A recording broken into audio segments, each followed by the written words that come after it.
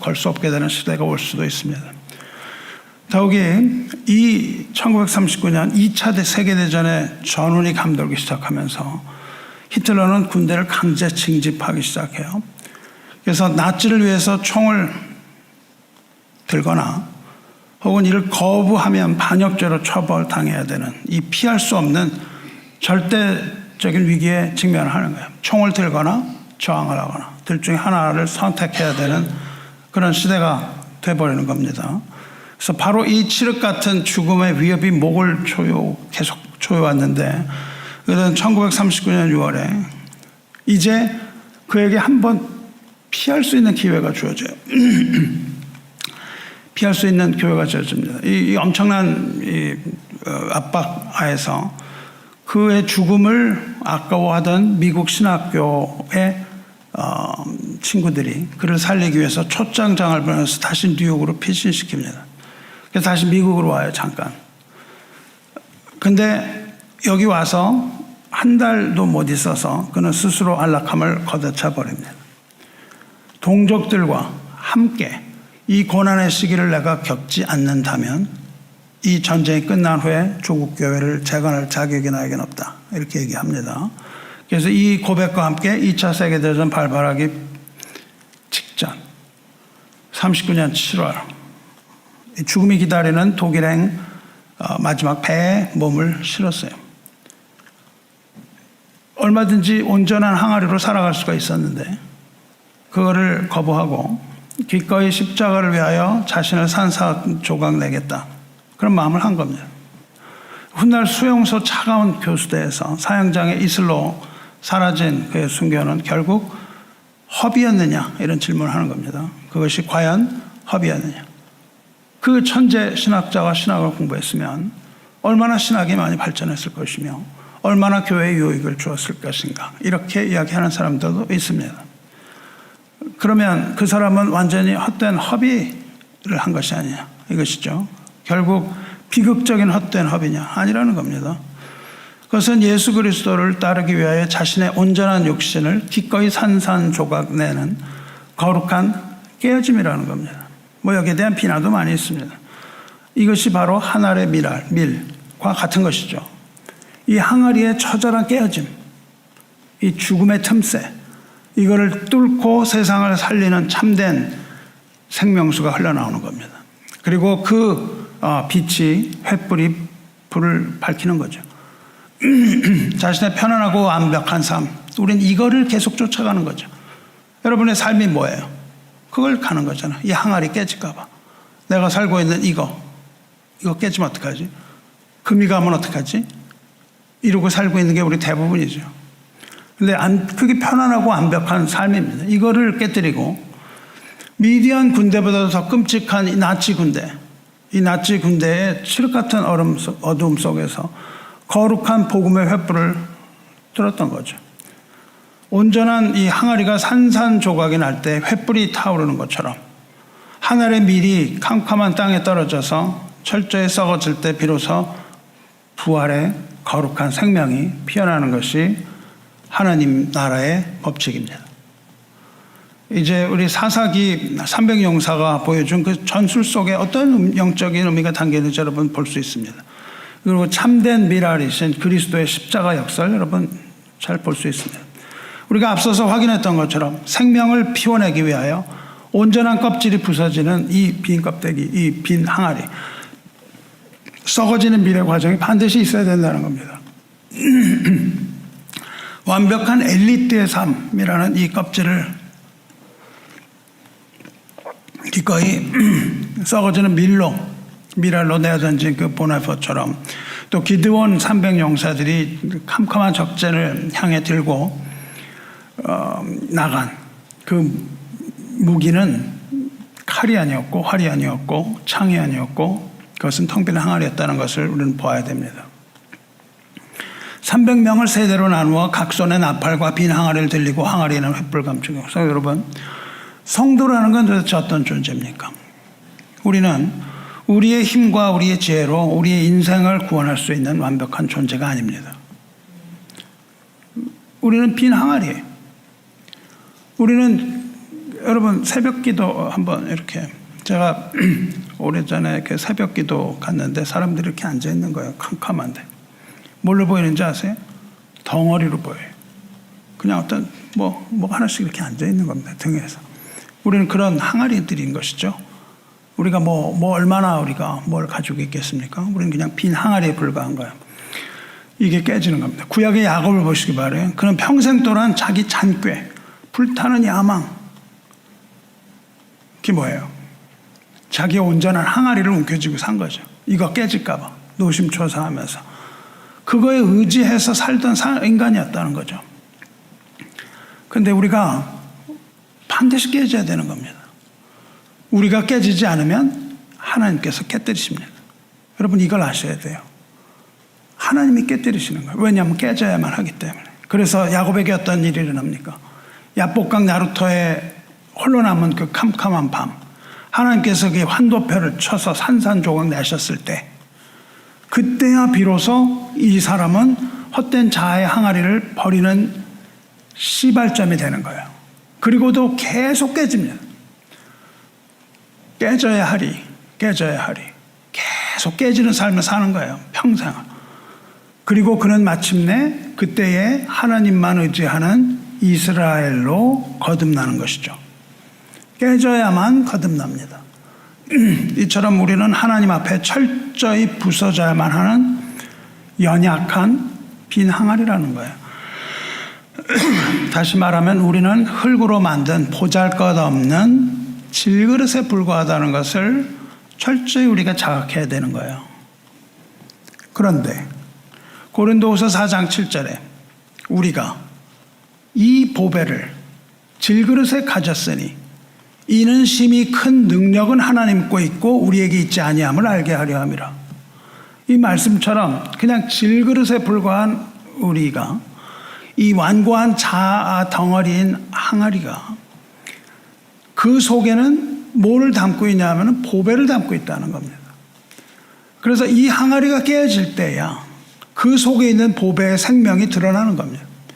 다시 말하면 그 항아리 속에 횃불이 있었던 것처럼 이 질그릇 같은 우리들, 이 항아리 속에는 예수 그리스도의 생명의 복음의 귀한 보배가 우리 속에는 들어있다는 거예요. 이것을 간과해서는 안 되는 겁니다. 예수님께서도 자기의 생명을 미워하고 기꺼이 깨뜨리는 자라야 영생하도록 보존된다고 명백하게 말씀을 하세요. 자기의 생명을 사랑하는 자는 잃어버릴 것이요 항아리 안 깨뜨리려고 하는 사람은 잃어버릴 것이요 이 세상에서 자기의 생명을 미워하는 자는 영생토록 보존하리라 말씀을 하셨단 말이죠. 이렇게 준엄하게 예수님 말씀하셨는데 이것처럼 생명을 얻기 위한 거룩한 깨어짐의 원리가 있다는 겁니다. 기드온 골짜기에서 동일하게 매달리쳤죠. 300 용사들이 텅 빈 항아리 일제히 깨뜨릴 때 캄캄한 골짜기를 뒤흔들었던 그 맹렬한 파열음, 이거는 그냥 단순한 소음이 아니라는 겁니다. 그것이 뭡니까? 그것은 바로 우리의 고집스러운 자아, 목이 곧은 자아, 이 우리 자아가 십자가 앞에서 철저히 깨어지는 소리예요. 주님께, 그 소리는 주님께 항복하는, 주님께 엎드리는 거룩한 영적인 항복의 음성입니다. 우리는 하나님께 항복하지 않고 살아갈 수 없는 거예요. 우리가 깨져야만 됩니다. 기드온과 그와 함께한 100명이 이경초의 진가에 이른즉 번병에 교대할 때라 그들이 나팔을 불며 손에 가졌던 항아리를 부수느니라 그랬단 말이죠. 이 사람들이 우리가 이처럼 자아 나라는 이 낡은 항아리를 산산조각 내어서 주님 앞에 엎드릴 때 세상은 이 철저한 깨짐 그리고 그것을 뭐라고 성경이 말합니까? 자기 부인이라고 말하거든요. 이 자기 부인을 세상은 뭐라고 그러냐면 어리석은 낭비라고 그런단 말이죠. 여러분 여기 와갖고 낭비 뭐 헌금을 내고 말이죠. 이게 다 낭비. 뭐 하라네 그거는. 이렇게 되잖아요. 어리석은 자들이 하는 거예요. 그게 뭐 어디에 쓰일 줄 알겠어? 뭐 이러면서 이제 이 낭비라고 이야기를 합니다. 뭐 하나님 뭐 거기 나가서 뭘 하는 거야 평생. 이게 낭비라고 얘기를 해요. 교회. 그 시간에 있으면 건설적인 걸 해라 말합니다. 근데 그 낭비가 2000년 전 베다니 시몬의 집에서 똑같은 일이 벌어졌습니다. 자신의 가장 소중한 향유 옥합을 기꺼이 떼뜨려서 예수님께 쏟아부은 여인, 그것이 오늘 본문 앞에 나오죠. 그렇게 했을 때 제자들이 분노합니다. 세상의 눈으로 보고 뭐라 그래요? 어찌하여 이 향유를 허비하느냐 그런다고요. 이렇게 차가운 세소 쪽에 낭면으로 정죄합니다. 그때 예수께서 베다니 나병 환자 시몬의 집에서 식사하실 때 한 여자가 매우 값진 향유 곧 순전한 나드 한 옥합, 이거 굉장히 비싼 거예요. 한번 깨뜨리면 그냥 뭐 엄청난 겁니다. 옥합을 가져와서 그 옥합을 깨뜨려 예수의 머리에 부으니 완전히 부었다는 거예요. 제자들이 여인을 향하여 허비라고 얘기해요. 허비. 왜 허비하느냐? 근데 이거 굉장히 무서운 말을 하고 있습니다. 여기서 허비라는 말이요. 허비라는 말이 아폴레이아라는 건데, 이 아폴레이아에서 나온 단어가 아폴론이라는 겁니다. 그게 무슨 뜻이냐면 멸망이라는 뜻이에요. 그러니까 이 허비라는 것은 낭비라는 의미가 있는데 동시에 멸망이라는 두 개의 단어를 같이 가지고 있습니다. 훗날 예수님이 배반자 가룟 유다를 향하여 멸망의 아들이다 그렇게 말씀하십니다. 그 멸망이 이와 같은 의미를 갖는 거예요. 허비라는 것. 그렇게 부르실 때 이 멸망이라는 이 단어와 같은 뜻을 말씀하십니다. 그러니까 이 단어가 두 개의 의미를 가지고 있어요. 하나는 허비가 있고 하나는 멸망이라는 의미가 있습니다. 여인은 주님을 위해서 자기를 깨뜨려서 멸망을 한 거예요. 자신을 죽인 겁니다. 근데 그것이 어떤 결과로 나타납니까? 그것은 예배로 나타나요. 자신을 죽였을 때 그것이 거룩한 예배로 나타나므로 이 여인은 옥합을 깨뜨려서 거룩한 예배로서의 허비를 드립니다. 세상이 볼 때는 허비죠. 근데 유다는 반대로 자신을 팔아서 자기를 보존하려고 하죠. 자기를 보존하려고 하다가 어디에 도착하냐면 영원한 멸망의 길로, 멸망의 아들로 허비되고 마는 겁니다. 이것이 자기 생명을 지키려는 자와 자기 생명을 드리는 자의 극명한 차이예요. 성도 여러분, 우리 오늘 앞에는 두 갈래뿐입니다. 여러분 삶은 두 갈래예요. 허비입니다. 허비. 허비하기 싫어도 허비됩니다. 여러분 내가 움켜쥐고 있다고 이게 내 겁니까? 허비하게 돼요. 나를 깨뜨리는, 여러분 두 갈래 길, 하나는 나를 깨뜨리는 예배입니다. 나의 모든 것을 드리는 예배예요. 아니면은 나를 움켜쥐려고 하다가 당하는 멸망, 둘 중에 하나밖에 없습니다. 우리는 이 기로 앞에 없어요. 우리의 죽음은 확실하게 있는 것이거든요. 보네포 목사는 이 거룩한 낭비를, 그 신비를 꿰뚫어 본 거죠. 그는 자신을 보호하려고 하는, 나를 보존하려고 하는 값싼 은혜를 배격한 겁니다. 미국에서의 그 안락한 삶, 이 온전한 옥합을 깨뜨려 버리는 거예요. 미국 뉴욕에 머물면서 보장되었던 이 안선한 교수직, 이거를 움켜쥐고 이걸 안 놓으려고 하는 것, 이거가 오히려 내가 놓지 않으려고 하던 이것이 자기의 인생을 영원한 멸망, 아폴레이아로 던지는 일이라는 것을 직시한 겁니다. 내가 이걸 할 수 없다라고 얘기를 하죠. 그 죽음을 직면하면서도 독일 배에 몸을 실으면서 얻게 되는 이 깨어짐, 몸이 깨어지니까요. 결국 차가운 교수대 위에 산산조각난 이 파편 조각이 되어버리고 만 것이죠. 그러나 그 파편이야말로 그것은 조국 강도의 새로운 생명을 피워내는 가장 값비싼 미랄이 되고 마는 것이죠. 미랄이 된 것입니다. 성도 여러분, 우리 역시 십자가 앞에 나라는 이 멀쩡한 항아리, 놔두면 그냥 멀쩡한 항아리, 이거가 깨질 때, 이거 산산조각이 날 때에 비로소 우리는 이 세상을 살릴 수 있는 겁니다. 내가 깨지지 않고는 여러분이 전도가 안 돼요. 전도가 안 되는 이유가 뭡니까? 멀쩡한 항아리로 나는 이거를 보존하고 있겠다는 그 마음으로 전도가 될 수 없다니까요. 항아리가 깨지는 산산조각 나는 소리를 들을 때, 그때 전도가 되는 겁니다. 우리가 이렇게 우리 항아리, 나의 자아가 깨지는 산산조각 나는 소리가 날 때, 그때 비로소 우리는 세상을 살리는 참된 일에 쓰임받게 되는 겁니다. 자, 이제 우리 앞에서 항아리 깨지는 소리를 들었어요. 이 시끄러운 소리를 많이 들었는데 이제 우리 시선을 돌려서 엄청나게 큰 그 깨지는 소리와 함께 이 땅에 흩어지는 이 파편들을 보아야 되는 거예요. 조각이 나 버린 거예요. 항아리는 멀쩡했지만 이게 조각이 나가서 땅에 그냥 흩어져 버리면 이 조각들은 단순한 질그릇에 깨진 잔해가 아니에요. 이게 잔해가 아니고 뭡니까? 이게 바로 생명을 피워내기 위해 땅에 떨어져 썩어지는 미랄이라는 겁니다. 그게 우리가 깨진 조각이 미랄이에요. 이 미랄에 처저한 죽음이 있어야 되는 거예요. 깨진 거는 죽을 수밖에 없습니다. 이 항아리가 완전히 파괴된 거예요. 좀 금이 간 게 아닙니다. 보네프 목사가 미국에서 그 독일로 향하는 마지막 배, 그 갑판 위에서 이 죽음의 실존을 홀로 대면을 한다고요. 그걸 몰랐겠습니까? 이 등 뒤로 멀어져 가는 이 맨하탄, 이 뉴욕의 안전함은 뭡니까? 그게 깨뜨려져야 되는 옥합이라고요. 옥합이고 다가오는 독일의 교수대는 뭡니까? 자신이 깨어져서 떨어져야 되는 그 차갑고 캄캄한 미랄이 떨어지는 땅인 거죠. 그 땅을 향하여 배를 타고 가는 겁니다. 내가 진실로 진실로 너희에게 이르노니 한 알의 밀이 땅에 떨어져 죽지 아니하면 한 알 그대로 있고 죽으면 많은 열매를 맺느니라. 이 말씀 아니겠습니까?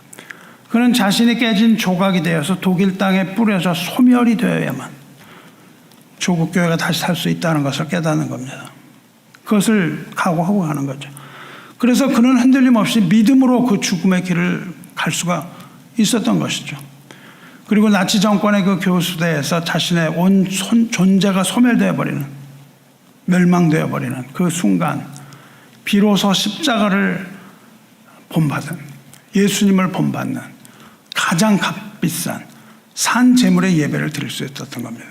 그러니까 그 교수대의 처형은 뭐냐 하면 밀이 떨어져서 멸망함으로 드리는 제물의 예배다 그 말입니다. 그 제물의 예배가 되는 것이죠. 그렇지만 성도 여러분, 우리는 지금 보네퍼를 영웅화하려고 하는 게 아닙니다. 이 사람의 이 위대한 죽음조차 사실은 더 거대한 그 죽음을 가리키는 그림자에 불과한 거예요. 무엇입니까? 바로 우리 주 예수 그리스도의 십자가를 말하고 있는 것이죠. 만왕의 왕이신 주님께서 그 갈보리 언덕의 거친 흙바닥 위에서 거룩한 몸이 산산이 깨어진 겁니다.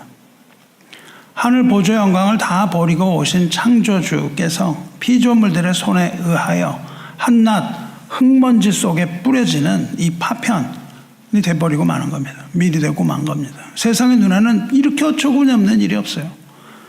이렇게 어처구니 없는 일이 없습니다. 실패와 낭비, 생명의 낭비, 이보다 더한 낭비가 어디 있겠습니까?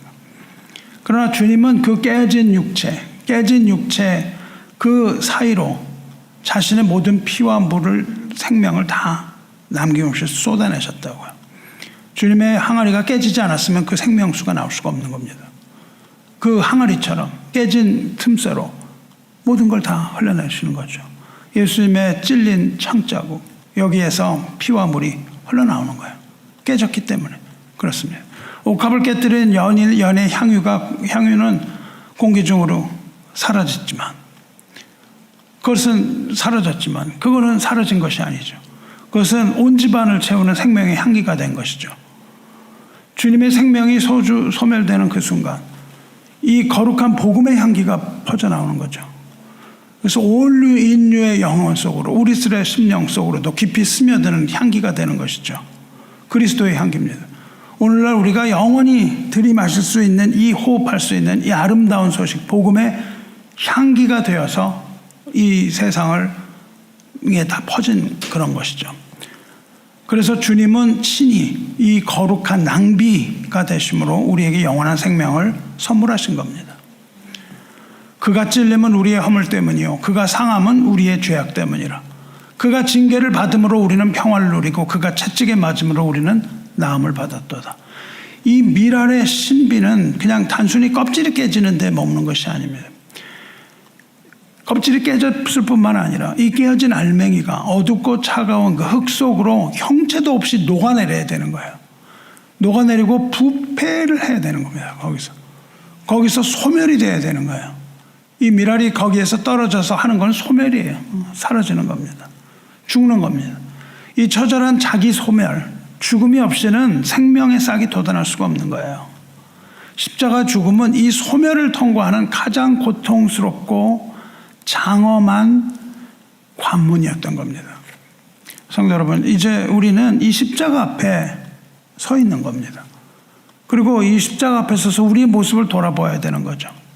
여러분, 죽음이라는 건 대단히 두렵습니다. 아무도 가본 적이 없기 때문에 두려워요. 이게 두렵지 않다고 말할 수 없습니다. 그러나 참된 미랄은 자신이 죽어야 한다면 그 죽음을 피하지 않는 겁니다. 죽어야 하는 그 죽음을 피하지 않는 거예요. 왜냐하면 소멸되고 마는 그 자리가, 죽음의 자리가 부활의 시작임을 알기 때문입니다. 이 자신을 끝까지 보존하려고 했던, 자기 항아리를 끝까지 보려고 했던 가룟 유다의 인생은 비참한 멸망으로 허비됐습니다. 그러나 자신을 깨뜨려 한 십자가에 던지신 그 주님의 죽음은 온 인류를 살리는 최고의 예배가 된 겁니다. 그 옥합의 여인도 마찬가지고요. 성도 여러분, 이제 우리는 우리 자신에게 정직하게 질문해야 됩니다. 여러분, 지금 주님을 향한 그 향기로 흔적 없이 사라지는 이 거룩한 예배의 길을 가고 있습니까? 물어보시기 바라요.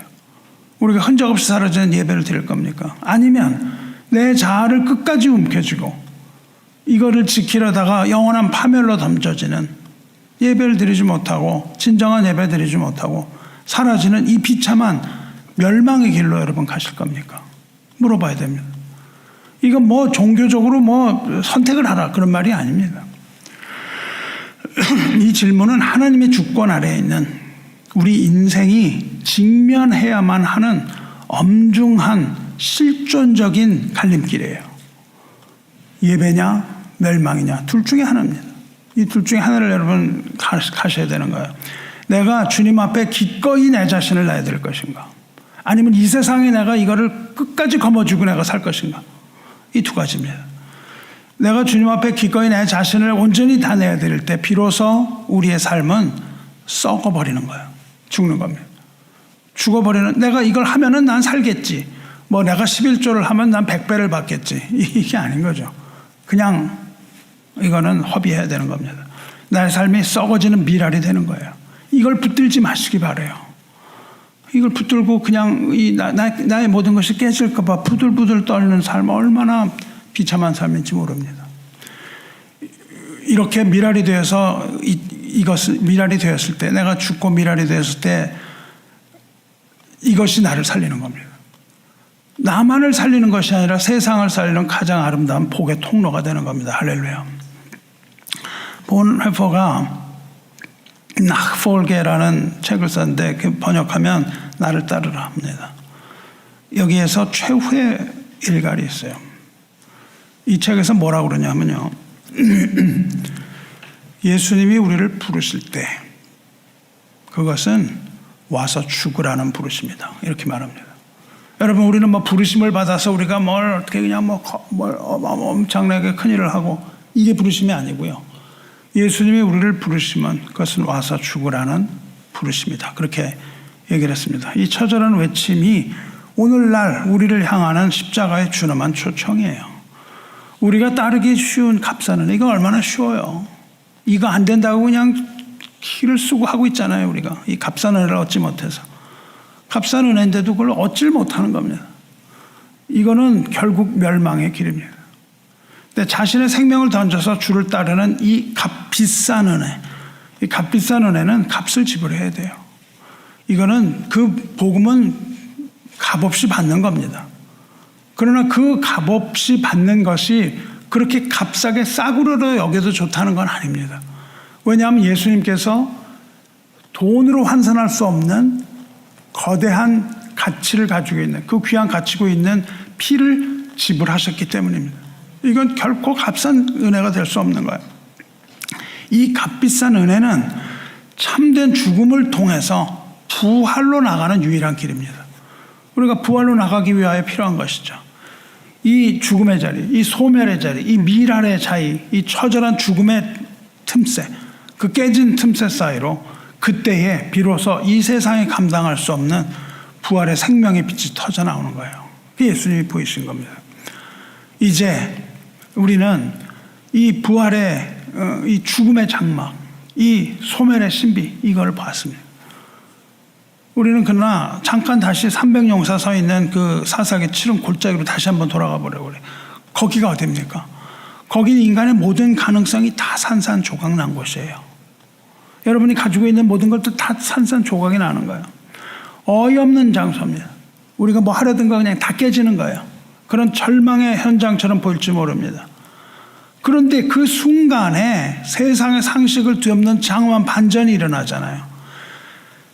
나팔 불며 항아리를 부수며 좌수에 횃불을 들고 우수에 오른쪽에 나팔을 들고 여호와의 기도원의 칼이다, 이렇게 얘기할 때에 이 보잘것 없는 항아리가 깨진 그 조각들 사이로 감추어져 있던 맹렬하게 타는 횃불이 타오르기 시작을 하는 겁니다. 이 장면을 여러분이 보셔야 돼요. 그 항아리 깨지는 소리를 들었다면 이제는 횃불이 타는 장면을 여러분이 볼 수가 있어야 되는 거예요. 보시기 바라요.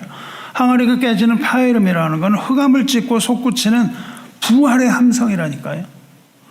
미랄이 썩어지는 그 처절한 그 고독, 우리가 죽음을 맞이하는, 죽음을 혼자 맞이하잖아요. 이 고독과 절망의 틈새를 뚫고 사망의 권세를 단숨에 삼켜버리는 이 하나님의 압도적인 영광의 횃불이 확 타오르는 겁니다. 우리가 이 장면을 보지 않으면 안 되는 거예요. 어둠 속에서 길을 잃고 헤매던 울부짖던 우리와 같은 영혼들을 향해서 창조주 하나님의 맹렬한 사랑의 빛이 그것을 깨뜨리고 예수 그리스도의 몸을 깨뜨리고 창조주 하나님의 그 강렬하고 눈부셔서 눈을 뜨지도 못하는 강렬한 사랑의 횃불이 우리 안으로 확 들어오는, 이게 부활입니다. 우리를 가두고 있던 자아와 교만의 항아리, 이런 것들이 갇혀져는 그 부활을 보지 못하는 거예요.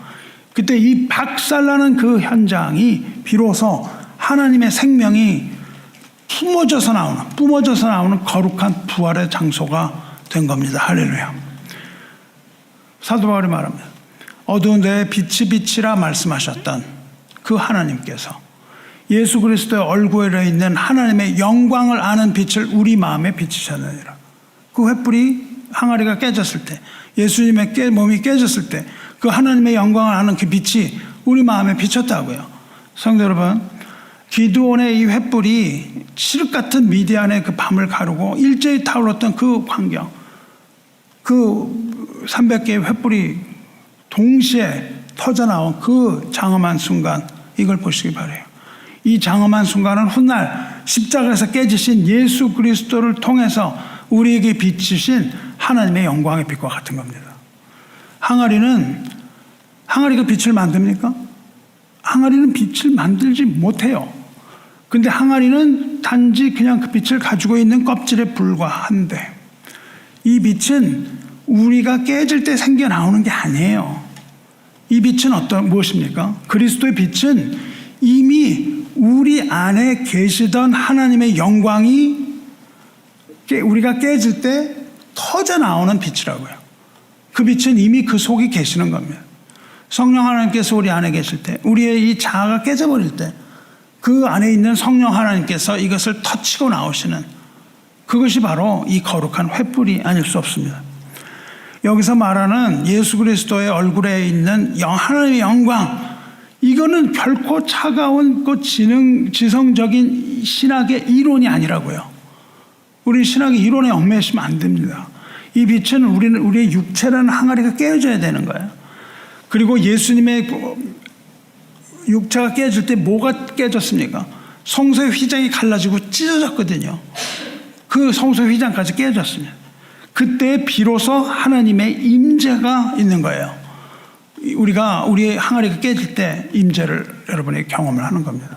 우리가 깨어지지 않으면 하나님의 임재를 알 수가 없는 겁니다. 기드온의 횃불이 이 적진의 어둠을 다 몰아냈던 것처럼 깨어지신 주님의 얼굴에서 비춰져 나오는, 그 얼굴에서 뿜어져 나오는 그 영광의 빛, 우리 이걸 봐야 되는 거예요. 그 영광의 빛은 우리 영혼에 있는 이 죄악, 그리고 절망의 어둠 이런 거를 모조리 불태버리는 그런 단숨에 물리쳐버릴 수 있는 생명의 빛입니다. 이것이 우리를 완전하게 깨끗하게 하시는 그 하나님의 불입니다.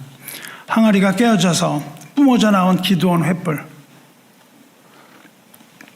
이거는 사망 권세를 단숨에 물리쳐버리고 우리의 영혼을 살려내는 이 복음의 빛, 이걸 가장 드라마틱하게 드러내는 구약에서 보여주는 승리의 빛이라고 생각합니다. 여러분이 그 현장에 가서 그 빛이 드러나는, 이걸 돈키호테로 보지 마시고 그 빛이 드러나는 이것을 여러분 믿음의 눈으로 보시기 바라요. 우리라는 항아리가 깨짐 없이는 횃불만을 취하려는 이 얄팍한 신앙, 이 값싼 은혜를 과감히 버려야 되는 거예요. 하나님의 영광의 무게를 견디기 위해서는 반드시 질그릇이 깨어지는 것이 선행이 되어야 됩니다. 고통스러운 깨짐, 이거 고통스럽죠. 깨지는 것이. 고통스러운 깨짐이 없다면 세상을 밝히는 거룩한 횃불이 나올 수가 없는 거예요. 결코 타올 수가 없습니다. 본 회퍼 목사가 그 베를린 태겔 감옥에 갇혔거든요. 태겔 감옥에 그 절망적이고 그 캄캄한 그 지하실, 그 속에서 사형을 기다리면서 찬양을 불렀습니다. 찬양을 불렀는데 그 새해에 교인들을 그리워하면서 그 새해 인사처럼 노랫말을 씁니다. 그 우리가 여러분이 우리나라에서도 알려진 그 번게텐막텐 그겁니다. 우리말로는 선한 능력으로 그렇게 번역을 했습니다. 이게 뭐냐면 가장 깊은 그 어둠, 감옥의 어둠 속에서 부활의 횃불을 본 거예요. 죽음을 앞두고 이렇게 노래합니다. 설령 우리를 둘러싼 밤이 더욱 깊어질지라도 주님께서 우리를 위하여 예비하신 저 영원한 빛은 결코 꺼지지 않을 것이다. 이렇게 얘기를 합니다. 왜냐하면 빛이 이미 예비돼서 항아리 속에 있는 거예요. 그 빛이 갑자기 나타나는 빛이 아닙니다. 그래서 우리를 밤이 점점 깊어질지라도 그러면서 새벽이 오는 것을 기다리죠. 그러면서 이것을 교인들에게 편지로 쓴 것, 그것이 그 노래입니다. 이 보네포의 생명이 주님을 위하여 산산조각이 났지만은 그 깨어진 그 파편 속으로 하나님의 영광의 빛이 눈부시게 비쳐 나오는 것이죠. 이 육신은 쇠고랑에 차인 거죠. 쇠고랑에 매여 있고 깨져 있는데 그 영혼은 이미 승리하신 주님의 찬란한 영광 속에서 복음의 횃불을 높이 들고 노래를 하고 있는 겁니다. 우리가 그런 사람이 되어야 되지 않겠습니까? 칠흑 같은 이 미디안 밤을 진동시켰던 항아리에 깨지는 소리는 비명소리가 아니고 흑암의 진영을 송두리째 무너뜨리는 승리의 굉음이라고요. 기드온의 300 용사들은 칼 한 번 휘두르지 않고 오직 나를 깨뜨리는, 항아리를 깨뜨리는 순종 하나로 사망의 견고한 요새를 허무는 하나님의 가장 강력한 무기가 된 겁니다. 이것이 의의 병기입니다. 이 병기를 온몸으로 증명해낸 거죠. 믿음으로 거기 가서 그 두려움을 이기고 했으니까요. 우리 완고한 자아가 십자가 앞에 완전히 산산조각이 날 때에 우리를 가두고 있는 이 절망의 밤이 끝이 나는 겁니다. 이걸 깨닫지 못하기 때문에 자꾸 이 항아리를 지키려고 하는 겁니다. 그 인류의 운명이 완전히 갈라져 버리는 그 운명의 밤, 갈보리 언덕, 십자가의 그 밤에서도 하나님의 섭리는 이 장엄한 승리의 법칙을 하나도 위배하지 않고 착착 진행된 겁니다.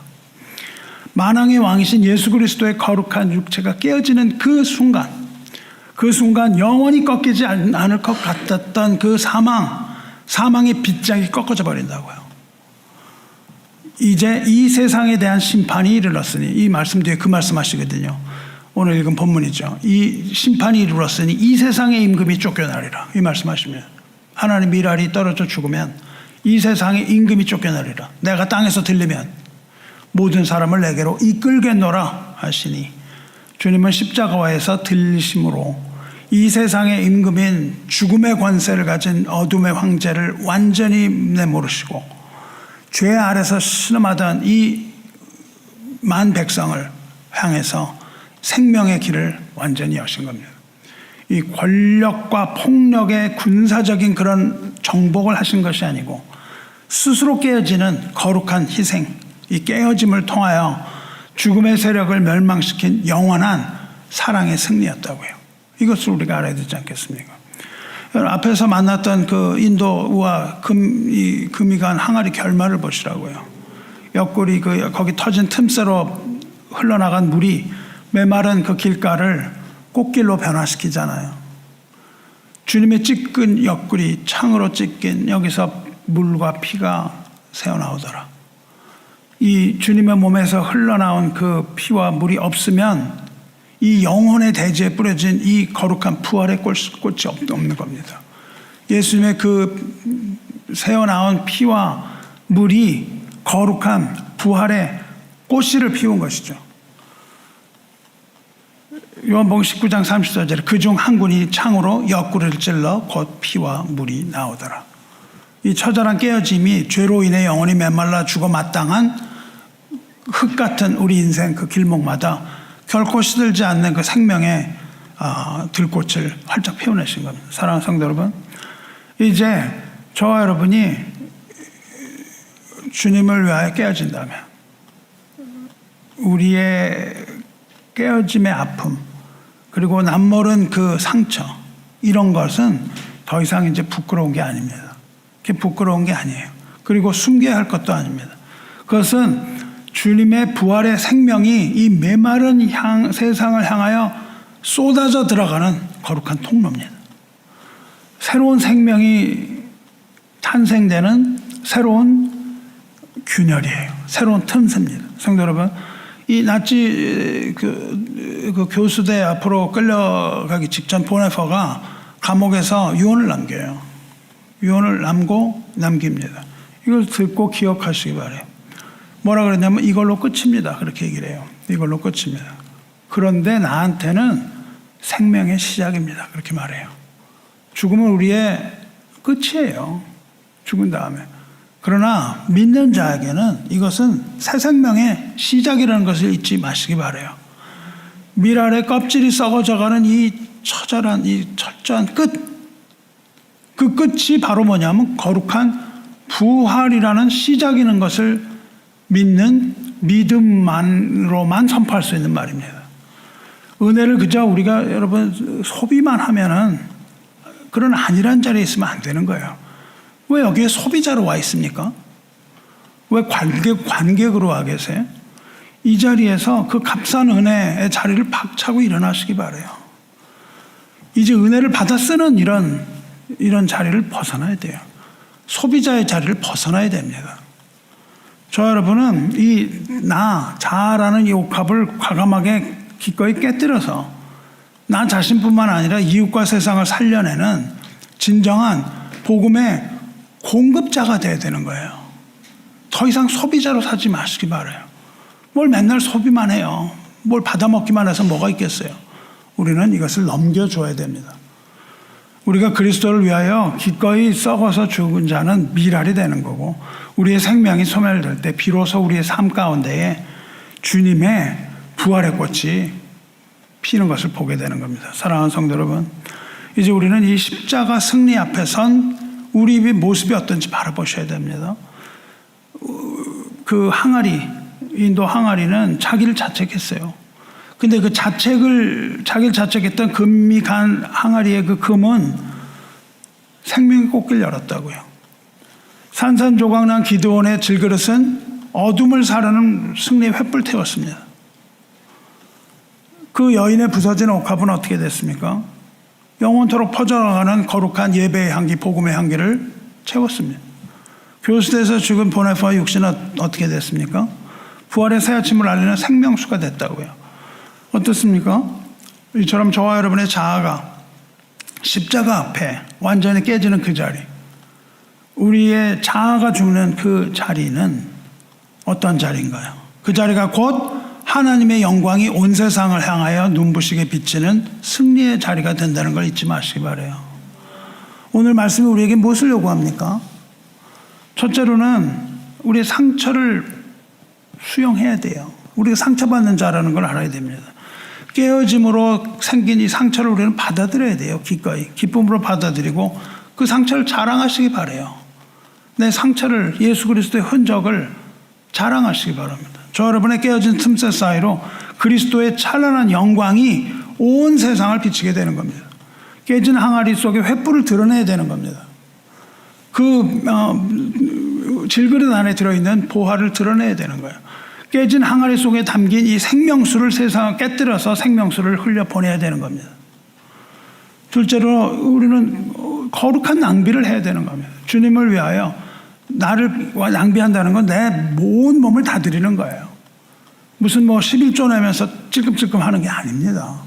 그거 아니에요. 여러분, 나는 11조 드리고 90%는 내가 가지고 있는 게 아니에요. 100%를 드려야 나의 100%가 천국에 가는 겁니다. 예수님 그렇게 말씀하셨거든요. 죄 짓는 손을 잘라버리라고까지 말씀하셨단 말이죠. 이 10%가 아까워서 이런 삶을 살지 말아야 돼요. 우리는 내 자신을 온전하게 하나님에 드려야 되는 거예요. 누가 10%라고 얘기를 합니까? 누가 11조 얘기를 했어요? 그런 거에 현혹되지 마시고 우리는 100% 나를 드리는 거예요. 돈을 얘기하는 게 아닙니다. 내 자신을 다 드려야 되는 거예요. 10% 드리고 90% 이상에 남기지 마시기 바라요. 100% 하나님에 드려야 돼요. 여러분이 하나님께 드리는 건 낭비가 아닙니다. 거룩한 낭비는 하나님의 보좌를 흔드는 가장 고귀하고 장엄한 예배예요. 여러분이 100% 예배를 드리셔야 돼요. 거룩하게 자신을 하나님께 드리시기 바랍니다. 실제로 우리는 유통업자예요. 유통업자. 소비자가 되면 안 되는 거예요. 이제 은혜를 소비하는 자리에서 일어서셔야 됩니다. 이제는 복음의 공급자가 돼야 되는 거예요. 우리가 공급하지 못하지만 통로가 돼야 됩니다. 복음이 흘러가는 통로가 돼야 돼요. 주님의 옆구리에서 나온 그 생명수, 그 피와 물, 이 생명수를 우리는 마셨습니다. 하늘에 한 번씩 마시잖아요, 더구나. 그럼 이제는 어떻게 돼요? 주님이 그러셨던 것처럼, 주님이 우리를 용서하신 것처럼 우리도 남을 용서하는 자가 되고, 주님이 우리를 사랑하신 것처럼 우리도 남을 사랑하는 자가 되지 않겠어요? 사랑을 나만 계속 받아서 어디다 써요? 그렇게 하면 안 되는 겁니다. 우리는 내 항아리를 온전한 항아리에 계속 꾸역꾸역 채울 수도 없는 겁니다. 이것이 깨뜨려져서 흘러가게 하셔야 되는 거예요. 이제는 나를 깨뜨려서 메마른 가정과 척박한 일터와 여기에 부활의 생기를 불어넣으시기를 바랍니다. 우리가 깨어질 때에 하나님께서 영광을 받으시는 거예요. 우리의 죽음은 곧 누군가에게 부활의 시작이 되는 겁니다. 우리의 부활의 시작이 되기도 하는 겁니다. 말씀 받겠습니다. 십자가의 깨짐이라는 것은 결코 비극적인 소멸이 아니고 자아라는 나라는 이 좁은 질그릇을 부수는 것이며 하나님의 무한한 영광 속으로 걸어 들어가는 천국의 입성을 말하는 겁니다. 우리가 주님을 따라 기꺼이 하나님이라리 되어 십자가의 대지에 묻힐 때에 부활의 주님은 우리의 죽음을 통해서 온 세상을 살리는 가장 찬란한 생명의 계절, 복음의 계절 열어주시는 겁니다. 사랑하는 성도 여러분, 자아를 깨뜨리는 게 쉽냐고요? 아닙니다. 자아를 깨뜨리는 것은 고난의 길이에요. 아픔입니다. 고통이에요. 슬픔입니다. 자아를 깨뜨리는 이 고난의 길은 실입니다. 차가워요. 그리고 아픕니다. 그러나 결코 낙심할 것은 아닙니다. 우리의 모든 눈물과 아픔은 주님이 아십니다.